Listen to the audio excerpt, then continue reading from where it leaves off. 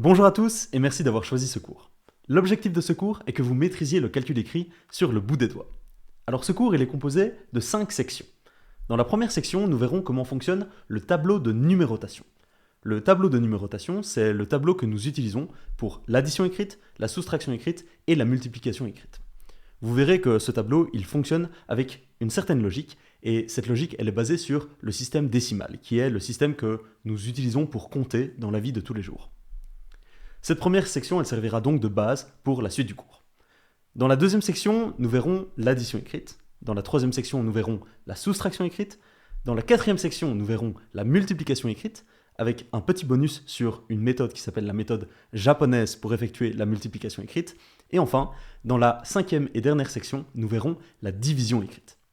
Aussi bien pour l'addition, la soustraction, la multiplication ou la division, la structure d'une section est la même. On commencera systématiquement par des cas simples, et ensuite on augmentera petit à petit en difficulté.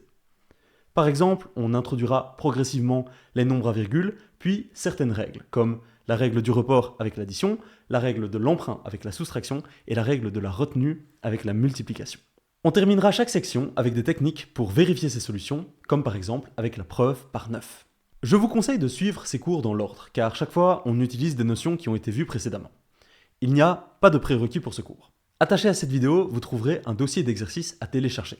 Il n'y a aucune obligation de faire les exercices, vous pouvez uniquement suivre les vidéos et tout comprendre, mais je vous conseille quand même de le faire pour améliorer votre compréhension.